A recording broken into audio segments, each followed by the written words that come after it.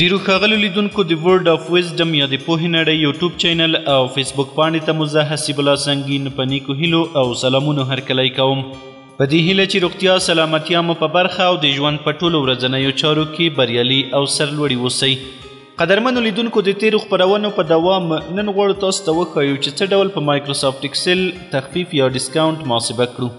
د بیلګې په توګه که چیرته تاسو په یو لوی پلورنځي کې کار کوئ چې هلته کمپیوټر، پرینټر او داسې نور توکي پلورل کیږي او د نوموړي پلورنځي مالک تاسو ته وویل چې که چا 10 کمپیوټر وپیرل نو 15% تخفیف ورته ورکړئ، که چا 10 کمپیوټر وپیرل نو 8% تخفیف ورته ورکړئ او که چا له 10 څخه زیات وپیرل نو 10% تخفیف ورته ورکړئ.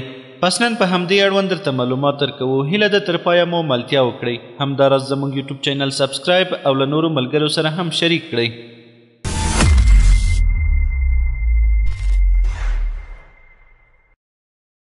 قدرمن لیدونکو، د ډسکاونټ او یا تخفیف موضوع د غوره روښانتیا او پوهاوي لپاره موږ یو ډیټابیس په نظر کې نیولی. فرض کړئ دا د افغان کمپیوټر سټور ډیټابیس دی چې له دوو مهمو څانګو څخه جوړ شوی دی. لومړی معلوماتي برخه چې په دې کې د شته توکو په اړوند باندې او د هغوی د مشخصاتو په اړوند باندې او همدارنګه د کسټمرانو یا د پیرودونکو لپاره د تخفیف او یا هم د ډسکاونټ د اندازو په اړوند باندې موږ ته معلومات کوي. مثلا په دې سټور کې کمپیوټر دی او مشخصات یې هم ډیل دی، یعنی ډیل کمپیوټر دی. که چیرته یو پیرودونکی یا مشتری راشي او له نوموړي سټور څخه د 10 څخه تر 15 کمپیوټر واخلي نو د یاد پیرودونکي لپاره 15% تخفیف په نظر کې نیول کیږي. او که چیرته له 15 څخه تر 20 کمپیوټر وپیري نو 8% تخفیف ورته ورکول کیږي. او همدارنګه که چیرته 20 او یا له 20 څخه زیات کمپیوټر وپیري نو 10% تخفیف ورته په نظر کې نیول شوی دی. یعنی لومړنۍ برخه د دې ډیټابیس معلوماتي برخه ده. د دې ډیټابیس دوهمه برخه د انټري برخه ده، یعنی ټول هغه توکي چې د ورځې، هفتې او یا میاشتې په جریان کې پلورل کیږي د نوموړي سټور مدیر او یا هم سیلر مکلف دی ترڅو هغه په منظمه توګه باندې انټري کړي او په معین وخت باندې د سټور مالک ته راپور وړاندې کړي. مثلا لومړی کالم د نمبر کالم دی چې په دې کې د توکو مسلسله شمیره لیکل کیږي.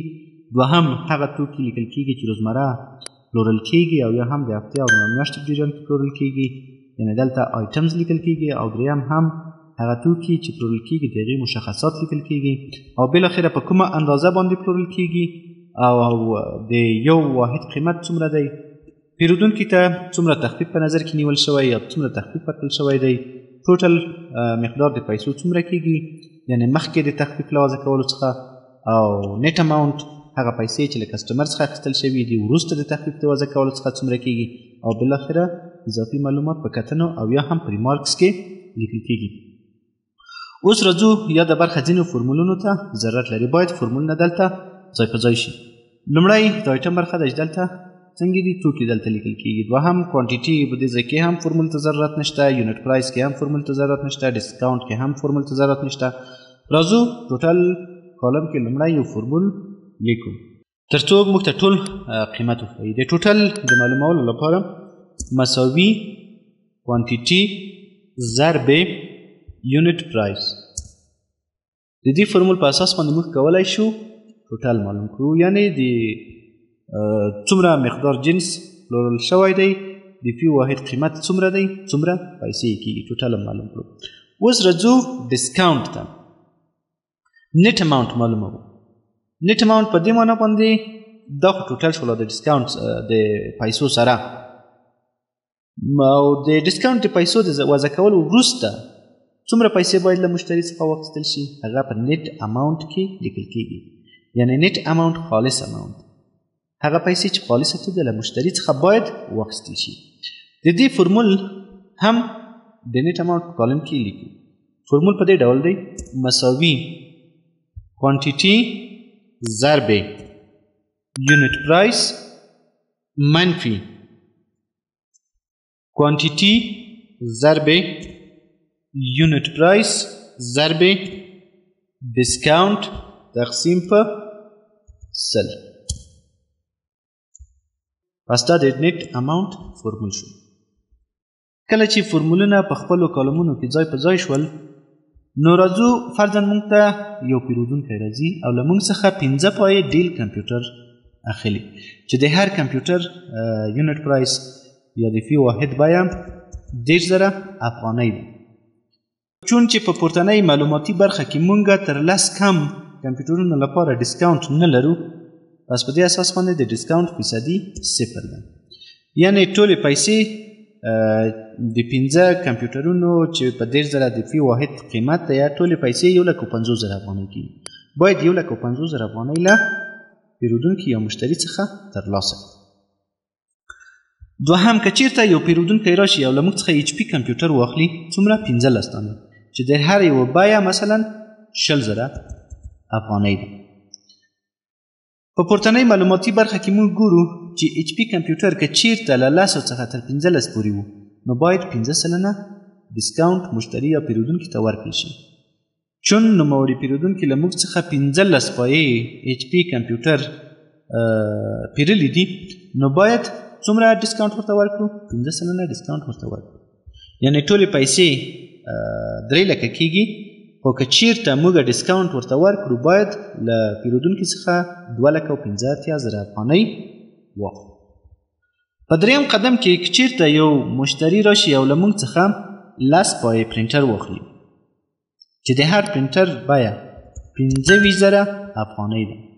نو په پورتنۍ برخه کې موږ ګورو چې د پرینټر لپاره موږ کله چې له 10 څخه تر 15 پرینټر یو څوک وپیري د هغې لپاره 15 سلنه ډیسکاونټ شته دی. نو باید 15 سلنه ډیسکاونټ زه ورته ورکړم. یعنې هغه مشتري یا هغه پیرودونکی چې له موږ څخه 10 پایې پرینټر پیري او د یو پرینټر بیه 25,000 افغانۍ ده، جمله 2,50,000 افغانۍ کېږي، باید له ده څخه 2,10,500 افغانۍ موږ واخلو، ځکه 15% ډیسکاونټ موږ ته ورکړی دی. او فرضاً که چیرته یو مشتري یا پیرودونکی راشي او له موږ څخه سکنر واخلي، څو پایې 25 پایې سکنر واخلي، د هر سکنر بیه 12,000 افغانۍ ده.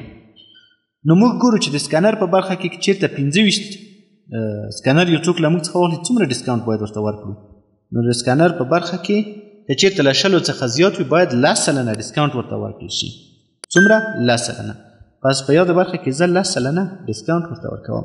یعنې جمله 3 لکه افغانۍ کې او د ده څخه باید 2,80,000 افغانۍ موږ واخلو، ځکه باقي مانده موږ په ډیسکاونټ کې ورته حساب کړی. که یو څوک راشي مثلا له موږ څخه 10 دانې کاپیر واخلي او 10 دانې کاپیر چې د هر کاپیر قیمت مثلا 8,000 افغانۍ دی، نو د دې لپاره هم 10 سلنه ډیسکاونټ په نظر کې نیول شوی. یعنې د 10 کاپیرو چې د یو قیمت 8,000 افغانۍ وي 2,40,000 ټوټل قیمت کېږي چې باید له نوموړي مشتري څخه 2,14,000 افغانۍ واخیستل شي. په پای کې موږ کولی شو د دې راپور هم مثلا دغه د ورځې په جریان کې زمونږ فروشات وو د افغان کمپیوټر سټور له لوري. پس که چیرته موږ د ورځې په پای کې د نوموړي سټور مالک ته راپور ورکوو نو ورته وایو چې فرضاً موږ د ورځې په جریان کې ټوټل فروشات چې موږ کړي دي 12,40,000 افغانۍ په اندازه موږ ټوټل فروشات کړي دي او بالاخره هغه پیسې چې موږ له مشتریانو یا پیرودونکو څخه ترلاسه کړي دي 11,58,500 افغانۍ دي چې باقي مانده څه شی کېږي؟ باقي مانده پیسې د موږ په ډیسکاونټ کې تللي دي. قدرمنو لیدونکو په دې هیله چې د ډیسکاونټ او یا تخفیف په اړوند مو ډېر څه زده کړي وي. تر بیا چې زه حسیب الله سنګین ستاسو درانه چوپړ ته له یوې نوې برنامې سره حاضرېږم. تاسو په لا یزال څښتن سپارم. ورځ او ژوند مو نیکمرغه.